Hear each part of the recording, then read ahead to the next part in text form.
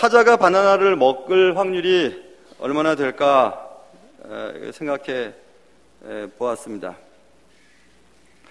배가 고프면 먹겠지 뭐 이렇게 생각을 하면 되겠죠. 확률은 하나의 사상 혹은 사건이 일어날 수 있는 가능성의 정도라고 정의되어 있습니다. 예를 들면 이런 거겠죠. 긍정적인 사고를 가진 자는 부정적인 사고를 가진 자보다 50%를 더 살 수 있대요. 그리고 담배 피우는 남편을 둔 아내는 폐암과 신장암에 걸릴 확률이 30%가 높고, 그리고 남자가 대머리가 될 확률은 7명 중에 하나라고 얘기합니다. 상당히 높죠. 원숭이가 나무에서 떨어질 확률은 얼마나 될까요? 그리고 물고기가 물속에 익사할 확률은 얼마나 될까요? 사자가 바나나 먹을 확률 있죠? 어떤 분이 그러시더라고요. 뭐 배고프면 먹겠죠 뭐. 확률을 한번 더 낮춰볼게요. 사자가 육식동물이니까 육식을 한 후에 배불러 이제 달달한 걸 먹어야지 하면서 디저트로 바나나를 먹을 확률은 얼마나 될까요? 더 확률을 낮춰볼게요.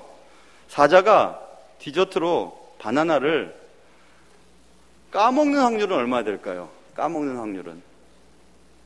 이것은 원숭이가 바나나를 까먹는 확률과 너무 다를 겁니다. 사자가 디저트로 바나나를 까먹는 것을 본 분이 계시다면 굉장히 놀랄 거예요. 사자가 바나나를 까먹어요. 너무 놀랬죠. 한 번도 보지 못한 일이죠. 그 얘기예요. 지금 오늘 본문에 예수님이 본문에 보면 한 번도 보지 못한 것을 지금 보셨어요. 9절에 보면 이만한 믿음은 만나보지 못하였노라 이렇게 말씀을 하셨습니다. 이스라엘 중에서도 이만한 믿음을 만나보지 못하였노라 이렇게 말하고 있죠. 이스라엘 사람들이 만약에 이런 믿음을 가졌다면 그럴 수 있겠지라고 생각했는데, 오늘 본문에서 이만한 믿음을 소유한 자는 이방인이었어요.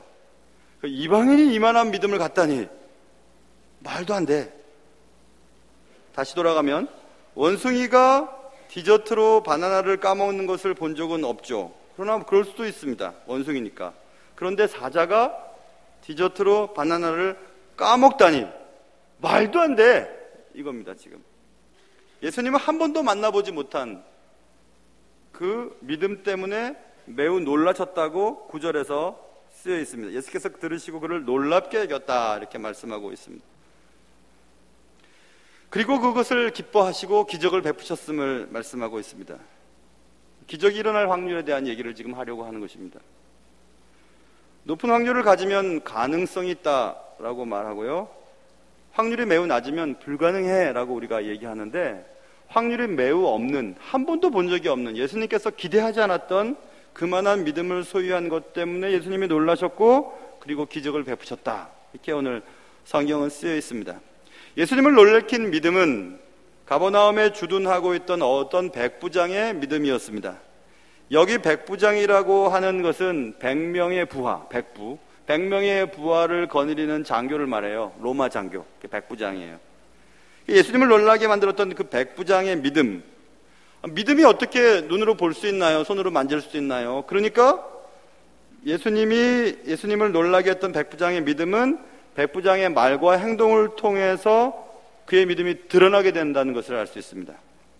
오늘 말씀을 통해서 백부장이 무슨 말을 했고 어떻게 행동했길래 예수님께서는 그의 믿음을 놀랍게 여기시고 기적을 베푸셨는가, 그것들을 살펴보려고 합니다. 오늘 말씀을 통해서 우리의 삶에도 전혀 일어날 수 없을 것 같은 확률이 없는 그런 기적이 일어나실 수 있기를 주님의 이름으로 축원합니다. 자, 오늘 백부장이 보여준 말과 행동을 하나하나 살펴볼 텐데요. 먼저 백부장의 사랑에 대한 얘기를 한번 살펴보려고 합니다. 2절에 보면 어떤 백부장의 사랑하는 종이 이렇게 써 있고, 또 5절에도 그가 우리 민족을 사랑하고 이런 말이 쓰여 있습니다. 그는 사랑의 사람이었음을 알 수 있어요. 자, 보세요. 오늘 본문에 사랑하는 종이 병들었다 이렇게 써있죠. 2절. 병은 마태복음 8장 6절에 보면 중풍병이었음을 정확하게 기록하고 있습니다. 그러니까 중풍병에 걸렸습니다. 종은 노동력을 제공하는 존재죠. 그래서 주인이 종이 가진 노동력을 가질 수 없게 됐다면 그 종은 이제 필요 없는 존재가 되는 것입니다. 그런데 중풍병에 걸린 중풍병에 걸린 종이라고 우리가 얘기할 때 종 앞에 중풍병이 붙어 있죠. 그러니까 중풍병에 걸린 종은 아무 쓸데없는 종이에요. 그렇죠? 그런데 오늘 본문에 보면 사랑하는 종이 중풍병에 걸려 있습니다. 이렇게 얘기하고 있죠. 그것은 다른 거예요. 사랑하는 종이 중풍병에 걸려 있습니다. 그러면 중요한 것은 사랑하는 종이 중요한 거예요. 사랑하는 종이 지금 아픈 거예요.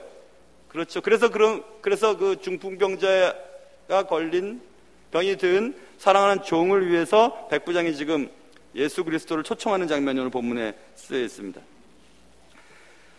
우리 젊은 친구들도 그렇고 또 우리 청년들도 그렇고 나이 드신 분들도 그렇죠. 사랑이 변하는가? 그래서 막 황혼 이혼도 있고요. 실컷 살다가 같이 살때 도저히 이제 못 참겠어 하고 이제 마지막에 갈라서는 부부들도 있죠. 사랑이 변하는가? 왜 변할까요? 왜 변할까? 그것은 조건의 변화가 그가 가진 그 존재에 대한 인식의 변화를 가져다 주기 때문이다. 좀 어렵게 설명했죠. 잘 한번 들어보세요. 이런 겁니다. 당신 왜 나랑 결혼했어? 당신이 이뻐서, 젊어서. 당신 왜 나랑 결혼했어? 당신 돈 잘 벌잖아. 당신은 뭐 공부도 잘하잖아. 높은 주위에 있잖아. 그래? 그랬어? 고마워. 시간이 지났어요. 그런데 여자는 늙어지고 또 몸이 지난주에 말한 것처럼 장난이 되어가고 그리고 또 남자도 점점 나이가 들어서 실직당하고 그리고 몸도 예전처럼 따뜻하지 않고 여자보다 더 힘이 약해지고 자꾸 조건이 변화되죠. 조건이 변화되면 그 조건의 변화에 따라서 존재를 인식하는 변화가 생기는 것입니다. 그래서 예전에 가지고 있던 것 그리고 내가 좋아했던 것들이 사라졌으니 이제 더 이상 매력적이지 않고 호감이 생기지 않아. 이거죠. 뭐 여러분도 잘 알고 신문에도 가끔씩 나오고 온 세상이 아는 제가 아내를 굉장히 사랑하잖아요. 근데 아내가 나 당신 너무너무 이뻐 너무너무 예뻐 막 그러면 아내가 스스로 얘기합니다. 요즘에는 나 진짜 뚱뚱해졌어. 나 이제 늙었어. 머리박이 다 헤어졌어. 그것과 상관없어요. 여기서 와 하는 말이 나와야 되는데 그냥 그런가 보다 이렇게 여러분 보세요. 존재가 내가 사랑하는 존재라면 그 존재가 가진 상황이 달라져도 달라지지 않아요. 내 아들이에요. 내 딸이에요. 내 딸이고 내 아들이기 때문에 그냥 좋은 거예요. 내 딸과 아들이 공부를 못하고 비리비리 거리고 시험에 떨어져도 여전히 사랑해요. 그렇죠? 그런데 공부하는 아들, 공부 잘하는 아들에서 공부를 우리가 중요하게 여기면 공부 못하는 아들, 공부 못하는 딸, 학교에 들어가지 못하고 빌빌거리는 딸, 아들을 보고 너는 왜 그 모양이냐고 얘기를 하면 아들과 딸이 내가 그렇다고 나를 이렇게 함부로 여기다니 하고 실망하는 거죠. 다시 한번요. 존재는 존재로서 그냥 좋아하게 되는 것이 옳죠. 존재가 가진 조건에 의해서 존재를 인식하는 태도가 바뀐다면 그것은 사랑이 아니겠죠. 그런 거예요, 지금. 그래서 지금 중풍병에 걸린 종이라고 생각할 때 중풍병에 걸린 종이니까 필요 없는 존재이고 사랑하는 종이 중풍병에 걸렸습니다. 그러면 사랑하는 종이 중풍병에 걸렸기 때문에 안타까운 거예요. 자, 무슨 차이가 느껴지시죠? 그래서 지금 백부장의 마음에는 쓸모없는 지금 노동력을 제공받을 수 없는 종이 병이 걸렸으니까 무가치한 존재가 아니고 내가 사랑하는 그 존재가 병에 걸렸으니까 고쳐야 되는 거예요. 안타까운 거예요. 그래서 지금 백부장은 사랑하는 종이 병들어 죽게 되었으니 좀 고쳐주십시오 라고 예수 그리스도를 요청하는 장면이죠. 또 5절에서도 유대 장로들이 예수 앞에 나가서 그는 백부장입니다. 우리 민족을 사랑했습니다. 또한 우리를 위하여 회당을 지었습니다 라고 말하면서 우리 민족을 사랑했던 그 백부장에 대한 얘기를 지금 또 하고 있죠. 피정복 민족인 유대 사람들이 자기를 정복하고 자기를 압제하고 자기 힘들게 하는 정복 민족의 군인 장교를 보고 우리 민족을 사랑하는 사람이라고, 그는 우리를 사랑하는 사람이라고 얘기할 정도면 정말 그가 그를 사랑했던 것 같아요, 유대 사람들을. 백부장은 오늘 본문에 사랑하는 종이라고 했죠. 종은 둘루스라고 하는 슬레이브예요. 노예를 말해요. 노예는 내가 요구하는 대로 행동을 하고 노동력을 제공해 줘야만, 그때만 필요한 존재이죠. 근데 그 종을 사랑하고 있어요. 사랑하고는 엔티모스라고 하는 헬란 말이 쓰였어요. 엔티모스는 프레셔스란 뜻이에요. 가치 있게 본다는 거예요. 종의 노동력이 상실되었어요. 상실된 노동력을 가진 종을 쓸모없게 본 것이 아니라 사랑하는 종이기 때문에 그를 안쓰럽게 여기고 그를 귀하게 여겼다는 것을 지금 말씀하고 있죠. 저와 여러분도 그래요. 부모가 자식을 사랑하듯이 아내가 남편을, 남편이 아내를, 또 자녀가 부모님을, 그 교우들을 그렇게 사랑하려면 그 존재 자체를 사랑해야 됩니다. 그 존재는 하나님의 형상을 입은 자들이에요. 그들이 내게 잘해주었기 때문에, 내가 친절한 말을 했기 때문에, 그가 공부를 잘하기 때문에, 돈이 많기 때문이 아니라 하나님이 천하와도 바꾸시지 않을 만한 귀한 영혼으로 우리를 창조하시고 그의 아들로 우리를 구속하셨기 때문에 그것 자체로 존귀하게 된 것입니다. 그러니까 존귀한 그 존재 자체를 그대로 바라볼 수 있는 것이 사랑하는 자의 태도죠. 아무튼 이 백부장은 피정복 민족을 하찮게 여기지 않았습니다. 우리 예수 믿는 사람들이 잘 생각해야 될 것이 있는데, 믿는 사람들끼리, 가족끼리, 나한테 잘해주는 사람끼리 잘하는 것은 예수 믿지 않아도 그렇게 할 수 있어요.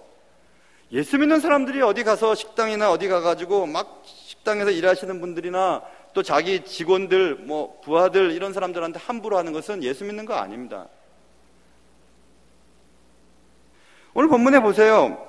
유대 장로들을 보내어서 예수님을 청해서 와주시기를 청했습니다. 그래서 유대인의 장로들이 몇이 예수께 가서 얘기하는 겁니다. 와달라고.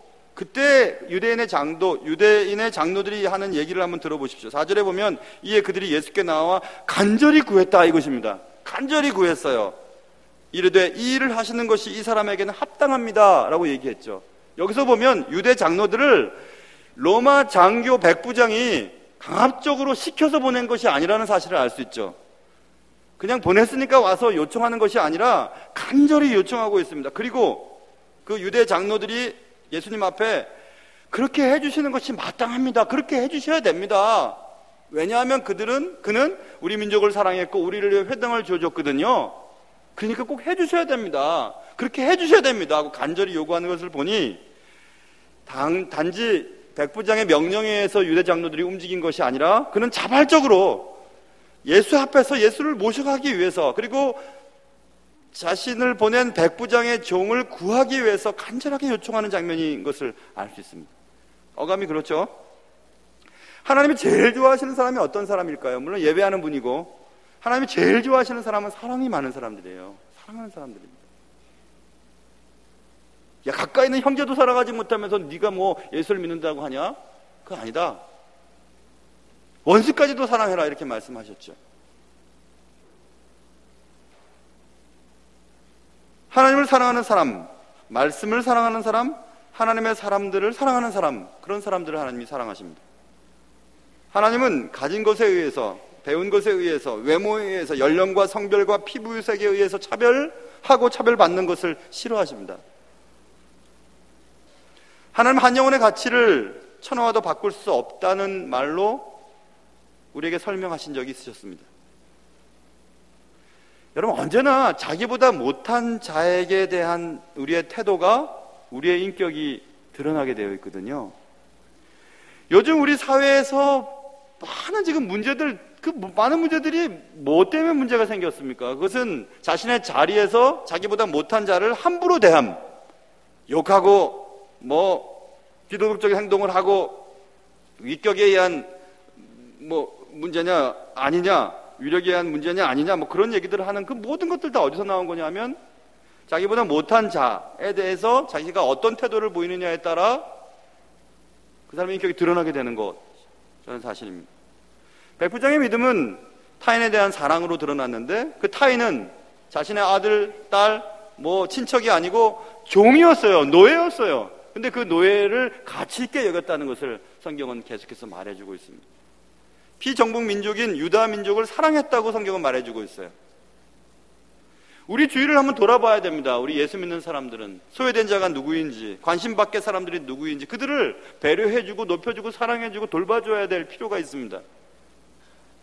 예수 믿고 구원받으라고 암만 외쳐도 우리가 사랑하지 아니하면, 우리가 주님 앞에서 바로 살지 아니하면, 세상 속에서 사랑의 사도로 살아가지 않는다면 우리의 말은 다 헛소리가 될 것입니다. 믿음은 믿음을 가진 자를 사랑의 사람이 되게 만들어주는 기능을 가지고 있습니다. 믿음이 있노라 하고 형제를 사랑하지 않고 이웃을 사랑하지 않고 자기를 사랑하지 않고 가족을 사랑하지 않는 것은 믿음 있는 자의 행동이 아니에요. 믿음이 없다라고 규정 지을 수 있기 때문입니다. 사랑하는 성도 여러분, 하나님이 사랑하시는 사람을 좋아하세요. 여러분과 저에게 사랑의 은사가 더 많이 풍성하게 이루어지기를 주님의 이름으로 축원합니다. 자, 이렇게 백부장은 사랑의 사람이었다는 것을 알 수 있고요. 또 하나는 유대 장로들이 예수 앞에 나와서 예수님께 얘기합니다. 그가 우리 민족을 사랑하고 5절 또한 놀라운 얘기를 하는데 우리를 위하여 회당을 지어줬습니다. 이렇게 얘기합니다. 대단한 거죠. 당시 대부분의 군인들은 피정복 민족을 압제하고 그들의 재산을 수탈해서 어쨌든지 본국으로 돌아가서 자신의 로마로 돌아갈 때 한몫하고 돌아가려고 하는 생각들을 가지고 있었습니다. 세례 요한 앞에 나와 세례 받으려고 군인들이 왔을 때 어떻게 하면 우리도 세례를 받고 천국갈 수 있냐고 얘기했을 때 세례 요한이 그리고 예수님께서 군인들을 향해 얘기하셨습니다. 군인들도 물어 이르되 우리는 무엇을 하리까 하매 이르되 사람에게서 강탈하지 말며 거짓으로 고발하지 말고 받는 급료를 족한 줄로 알라 이렇게 말씀하셨습니다. 군인들은 대부분 받은 급료 이외의 것들을 얻기 위해서 수탈하고 압제하고 피정복 민족을 힘들게 했거든요. 그때의 군인들은 대부분 그랬습니다. 그런데 그 상황 속에서 로마의 장교 백부장, 이 백부장은 피정복 민족을 위하여 회당을 지어줬다고 말하고 있습니다. 기부하는 정도가 아니고 주도적으로 건축해 주었음을 우리는 성경의 맥락을 통해서 충분히 이해할 수 있습니다. 자, 이렇게 이해할 수 있어요. 신약에는 4명의 백부장이 등장해요. 사도행전에 2명, 복음서에 2명. 사도행전에는 바울을 로마로 호송할 때 호송 장교였던 율리오라고 하는 백부장의 이름이 나오고 있고요. 또 하나는 고넬료라고 하는 가정이 나와요. 백부장 고넬료가 온 집안이 복음을 듣고 구원받는 백부장 가정 고넬료에 대한 얘기 2명의 백부장이 나오고, 복음서에 보면 또 2명의 백부장이 나오는데, 한 명의 백부장은 마가복음 끄트머리에 나와 있는 예수 그리스도의 십자가 사건을 보고 그는 진실로 하나님의 아들이었다고 고백하던 백부장이 하나 나오고, 오늘 본문에 등장하는 가버나움에 사는 어떤 백부장이라고 나와요. 4명의 백부장이 둘둘로 묶어보면 사도행전의 백부장은 복음서의 백부장과 다르죠. 뭐가 다르냐면 실명이 기록되어 있어요. 복음서에는 실명이 기록되어 있지 않습니다. 이름을 밝힐 수가 없었어요. 사도행전 쭉 가면 복음의 확장이 되고 복음의 능력이 확장이 되고 이렇게 됐지만, 복음서가 기록돼 복음서의 배경일 때는 아직 복음의 호의적인 태도를 보인 자들의 위치가 위험의 수준에 도달했음을 알 수 있거든요. 지금 이 가버나움의 어떤 백부장이 유대민족을 위해서 회당을 지어주었을 때 그 백부장이 누군가 써놓지 않죠. 그것은 그가 그 일을 한 것이 중앙정부에 들어갔을 때 좋지 않은 결과를 얻을 것이라고 하는 충분한 예측을 할 수 있습니다. 그러므로 이 어떤 백부장이 유대민족을 위해 회당을 지어준 사건은 그의 자리를 이용해서 편하게 할 수 있는 일이 아니었음을 알 수 있습니다. 그리고 유대 장로들이 얘기해요. 우리 민족을 사랑하고 또한 우리를 위하여 회당을 지어줬습니다. 이렇게 얘기하고 있죠. 그의 자리와 업적과 그의 좋은 평가를 얻기 위해서 한 것이 아니고, 단지 유대 백성들이 예배드리고 말씀 읽고 제사 드릴 수 있도록 우리를 위하여 회당을 지어주었음을 유대 장로들이 예수님께 고백하고 있는 장면을 볼 수 있죠. 대단한 것입니다. 이것은 분명히 적지 않은 재정 손실을 감수해야만 했고 평판, 특별히 동료들로부터 가십거리가 될 수도 있었을 것입니다. 그리고 자신의 자리가 위협적인 요소로 작용할 수도 있었겠죠. 그래서 백부장의 이름이 생략되어 있음을 알 수 있습니다. 그러므로 오늘 본문에 등장하는 백부장이 회당을 지어준 것은 예사롭지 않은 것임을 알 수 있습니다. 큰 위험을 감수하고 행한 행동이었음을 짐작할 수 있죠. 백부장은 회당을 지어줌으로 그의 믿음을 증명하고 있습니다. 예배당 건축은 우리가 이 세상을 살아가는 동안 누구나 시작할 수는 있지만 아무나 완수할 수 있는 것은 아닙니다. 적지 않은 재정 손실을 감수해야만 하고 재정 지출의 우선순위를 극단적으로 조정해야만 선교지나 혹은 이 땅에 예배당 건축을 하는데 내가 이익을 감당할 수 있기 때문에 그렇습니다. 꼭 예배당 건축뿐만 아니라 하나님의 나라를 위해 여러분이 가진 재정의 지출의 우선권을 앞에 둔다는 것은 보통 일이 아니거든요.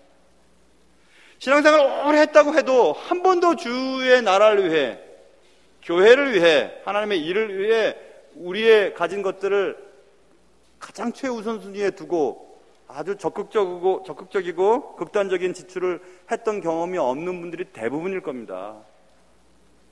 주님을 사랑한다고 하고 또 주님의 뜻대로 산다고 말은 하지만 그런 일을 하기가 어려운 일인 것입니다. 그런데 지금 오늘 백부장은 그 일을 하고 있습니다.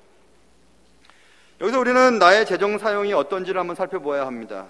내가 사는 동안 주님의 나라를 위해 내게 주신 것을 하나님의 나라를 위해 사용할 수 있는 그런 기회들이 여러분에게 주어지길 바라고, 그런 기회를 꼭 붙잡아서 여러분의 믿음이 생활 속에서 증명되어지는 그런 은혜가 있기를 주님의 이름으로 축원합니다. 자, 이렇게 백부장은 회당을 지어주었습니다. 그리고 또 백부장은 오늘 본문 6절부터 8절까지 보시면 백부장은 예수님의 권위를 인정했음을 알 수 있죠. 예수님께서 이제 유다의 장로들과 함께 백부장 집까지 가까이 오고 있었습니다. 6절에 보시면 그때 백부장이 벗들을 보내어서 예수님께 얘기합니다.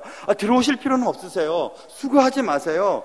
나도 내 수하에 부하도 있고요. 그러니까 내가 이리로 가라고 하면 내 부하들이 이리로 가고 저리로 가라 하면 저리로 가고 그렇게 합니다. 그러니까 하나님께서 말씀만 하시면, 예수님께서 말씀만 하시면 되는 거 아닙니까? 이 말은 예수님의 창조성, 예수님의 하나님됨을 지금 인정하고 있는 것이에요. 예수님의 권위를 분명히 인정하고 있는 것입니다. 예수님이 지금 어떤 존재이고, 예수님 앞에서 나는 어떤 존재이고, 예수님 앞에서의 병이라고 하는 것은 어떤 존재인지를, 어떤 위치인지를 알고 지금 대답하는 것임을 알 수 있습니다. 요즘은 해외여행을 많이 가기 때문에 비행기도 제법 타죠. 물론 안 타신 분들도 계시지만 배를 타는 경우들도 있죠. 저도 비행기를 가끔씩 탑니다. 비행기 타면 잘 잡니다. 잘 자요. 편안하게 책도 보고요. 밥도 잘 먹죠. 요즘에는 좀 소화력이 떨어진 것 같아서 밥을 잘 먹기가 겁이 나지만, 그래서 밥도 먹고 편안하게 책도 보고 잠도 자고 그렇습니다. 저는 근데 제가 탔던 비행기 조종사를 개인적으로 알거나 그를 비행기가 떠나기 전에 만나거나 그랬던 적은 없어요. 그러나 제가 비행기를 탔을 때 조종사가 제가 탄 비행기를 잘 조종하고 있음을 그냥 믿습니다. 그리고 잠도 자고 먹기도 하고 책도 보고 그래요. 보진 않았지만 믿죠. 여러분의 경험을 통해서 정확하게 갈 거야, 문제가 없을 거야 라는 생각들을 갖게 되죠. 그게 믿음이죠. 예수님을 믿는다는 것도 그것입니다. 예수님을 한 번도 본 적이 없고 예수님과 얘기해 본 적이 없고 예수님의 음성을 들어본 적도 없지만 우리의 인생의 배를, 인생의 비행기를 잘 조종하고 계실 것을 믿는 거예요. 그리고 잘 자는 거예요. 잘 먹는 거예요. 난기를 만나서 요동을 치고 롤링을 한다 하죠. 롤링을 하고 그래도 갈 거라고 믿는 겁니다. 믿는 거예요. 믿음이죠. 백부장의 믿음이 그런 믿음이에요. 하나님 말씀하시면 되는 거죠. 몇 주 전에 제가 얘기했던 것처럼 우드와 쿠드에 대한 얘기를 했죠. 하나님 능력이 있으면 해보십시오. 이것과 하나님이 하시려고만 할 수 있는 거 아닙니까? 그 차이에 대한 얘기를 몇 주 전에 했던 적이 있습니다. 하나님의 능력을 믿는 것입니다. 하나님 하시려고 하면 되는 거잖아요. 말씀하세요. 굳이 오실 필요 없으세요. 하나님은 모든 것의 창조주이시고 모든 것의 주저자이시고 그까지 거면 말씀만 하시면 되는 거 아니에요? 믿는 거예요. 믿는 겁니다. 여러분, 우리가 다 믿음 생활을 한다고 하지만 여러분과 제가 가진 믿음의 질들이 틀립니다. 성경에도 그런 것이 기록되어 있습니다. 조금 이따가 말씀드리겠고요. 그런 믿음의 질의 차이는 우리가 우리의 삶 속에서 많은 것을 통해 경험해 볼 수 있습니다. 아주 오래 전이죠. 지금 장가 가서 자기 살림하고 있는 우리 큰아이가 어릴 때 이제 제가 미국에서 공부할 때였었어요. 그때 이제 지금 뭐 MP3도 있고 그 다음에 스마트폰에서 음악을 얼마든지 들을 수 있지만 그때는 제일 그 과학적이고 기술적인 진보의 음악 수단은 그 휴대용 CD 플레이어 갖고 다니는 거예요. 물론 그전에는 뭐 이런 붐박스를 들고 다녔지만은 CD 플레이어 그게 하나 갖고 있으면 그렇게 좋은 거죠. 큰 아이가 그걸 갖고 싶어 했어요. 어쩌지 그냥 돈을 어떻게 여유 있는 것을 여유 있게 만들어서 모아서 아이 그걸 사주러 갔습니다. 전자제품 매장 서큐시티라고 하는 그런 장소에 가서 골랐어요. 뭐 특정 제품을 소개하는 것은 아니고요. 그런데 관계된 분이 계시다면 저한테 좋은 혜택을 주시길 바라요. 파나소닉을 사서 이렇게 CD 플레이어를 이렇게 샀는데 똑같은데 가격이 다 틀려요. 세 개가 다 진열이 되어 있는데 다 틀려요. 이상하다. 왜 가격이 이렇게 차이가 나면 10불씩 막 차이가 나요. 왜 이렇게 차이가 나나요?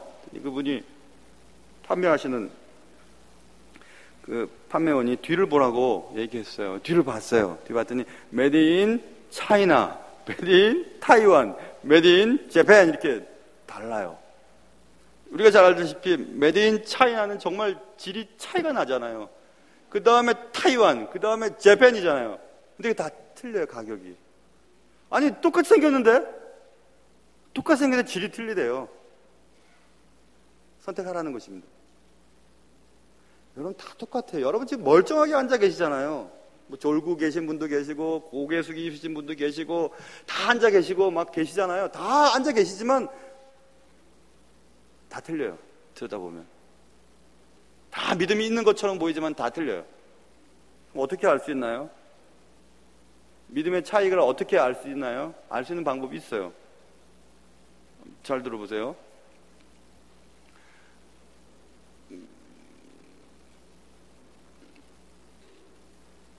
제가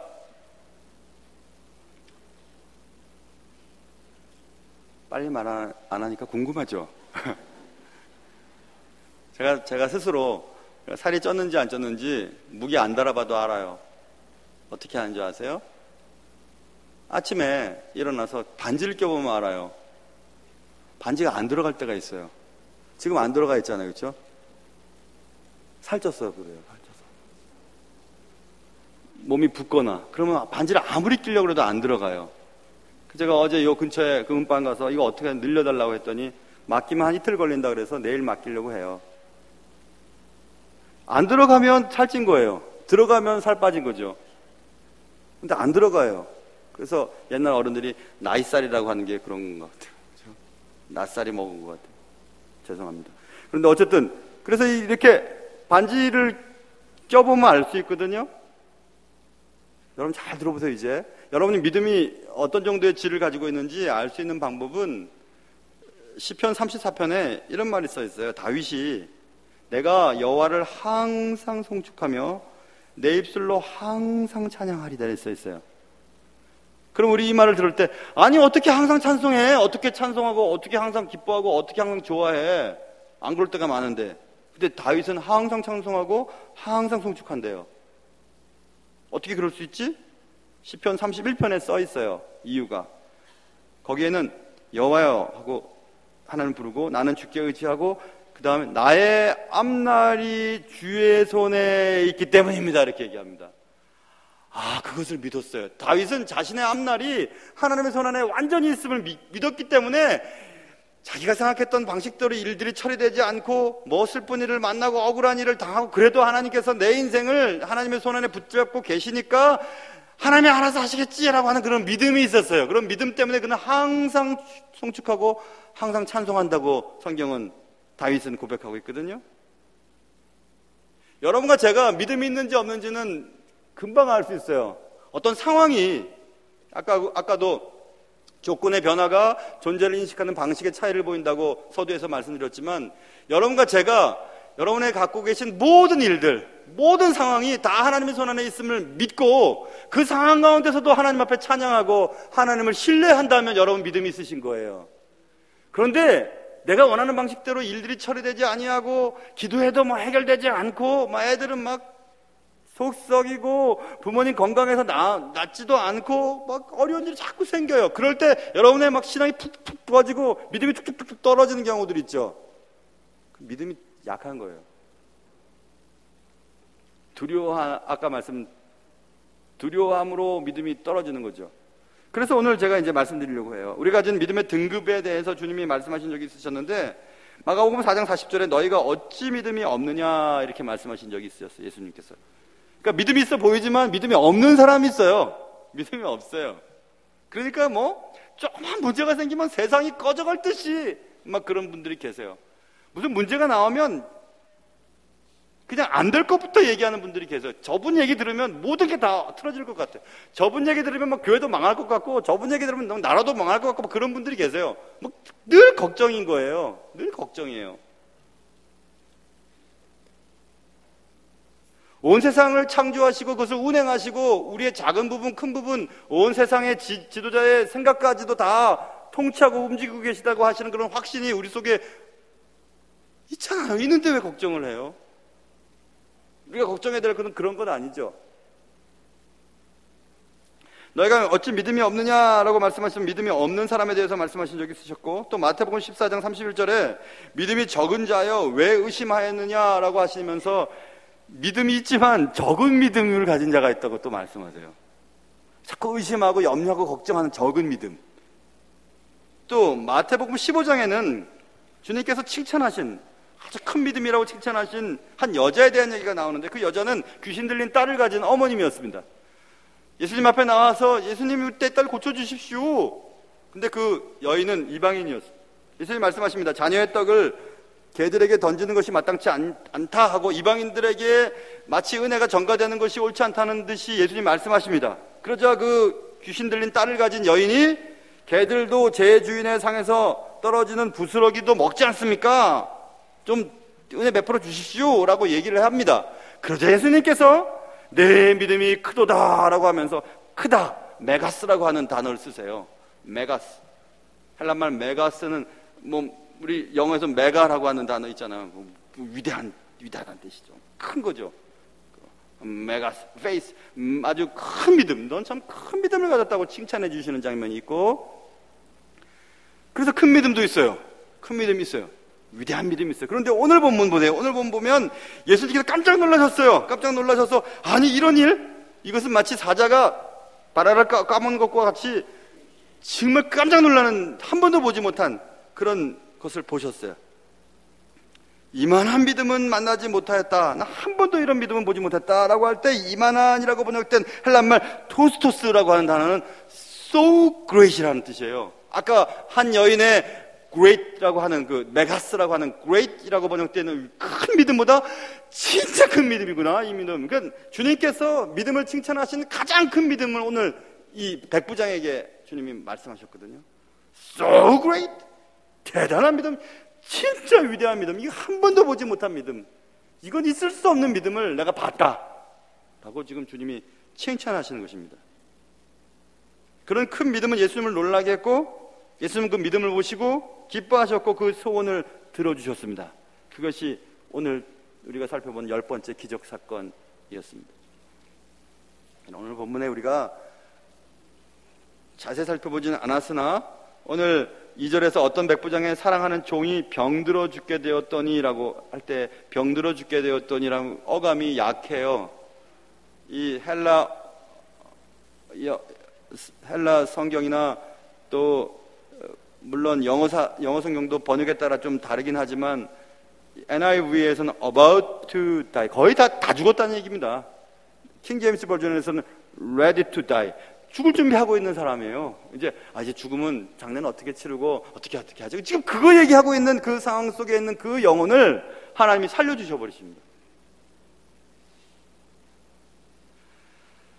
우리는 우리의 삶 속에서 기적이 일어나길 바라요. 하나님, 사업 이제 다 망했어요. 이제는 정리만 남았어요. 이제 더 이상은 안 돼요. 라고 하는 그 순간. 하나님, 이제는 내 인생 다 실패해요. 더 이상은 회복할 수가 없어요. 더 이상 어떻게 할까요? 어떻게 살 수 있을까요? 라고 하는 그런 절망적인 순간 속에 빠져 있는 순간이라 할지라도 하나님이 깜짝 놀라시고, 야, 이만한 믿음을 본 적이 없다. 야, 너의 믿음이 대단하다. 라고 여기시기만 하면 완전히 한 번에 회복될 수 있기 때문에 그래요. 우리가 예수를 믿으면서 저도 뭐 그런 경험들을 하고 살아야 되지 않겠습니까? 막 교회 왔다 갔다 하면서 뭐 대단한 것이 어떻게 내 삶 속에서 이루어지길 바란다면은 한 번도 원수를 사랑해 보지도 않고 사랑해 보려고 노력해 보지도 않고 또 주님의 일을 위해 교회의 어떤 뭐 일들을 위해서 한 번도 내 재정적인 것들을 최우선순위에 두어 본 적도 없고 예수님이 어떤 분이신지를 진정으로 경험해 보지도 못한 그런 사람에게서 기적이 일어난다는 것은 아까 사자가 마치 디저트를 먹기 위해서 바나나를 손으로 까먹는 일들을 보는 것처럼 어려울 겁니다.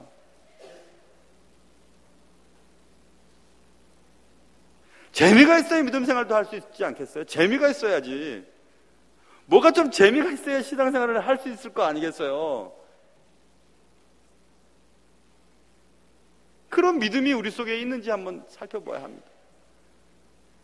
겉으로 보기에는 믿음이 있는 것처럼 보이지만 역사하지 않는 믿음, 행동하지 않는 믿음, 변화가 없는 믿음, 그런 믿음은 또 어려움이 생기면 두려워서 믿음을 발휘하지 못하는 적은 믿음, 그런 믿음을 가지고서는 하나님의 기적이 우리의 삶 속에 경험되어지 못할 겁니다. 토스토스, so great, 위대한 믿음, 이만한 믿음을 내가 본 적이 없다. 그게 바로 기적이 일어날 확률 아니겠습니까? 이러한 믿음은 언제나 하나님으로부터 보상을 받게 됩니다.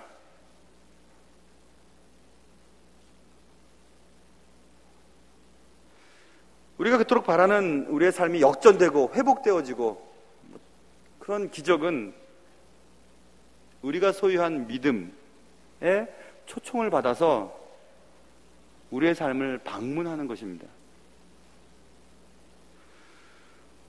오늘도 여전히 마찬가지입니다. 여러분과 제가 하나님을 믿고 사랑하고 하나님이 원하시는 삶을 살아가는 그만큼 우리는 하나님을 더욱더 경험하게 되고 하나님이 우리의 삶 속에서 마음껏 역사하실 수 있게 될 것입니다. 여러분과 저의 삶이 그런 은혜가 있기를 주님의 이름으로 축원합니다. 하나님 아버지,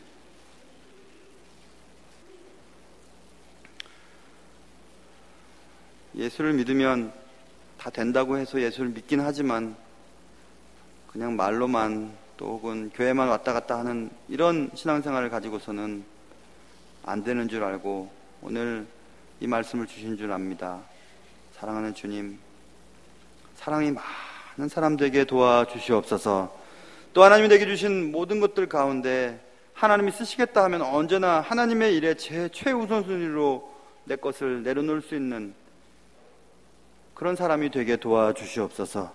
또 예수님이 누구신지, 예수님 내 인생에 있어서 어떤 분이신지 정확하게 알고 예수님의 참된 권위에 순종할 수 있는 사람 되게 도와주시옵소서. 그래 또 하나의 기적이 우리의 삶 가운데 일어나기를 간절히 바라오며 우리의 삶의 모든 것 되신 예수님의 이름으로 감사하며 기도하옵나이다.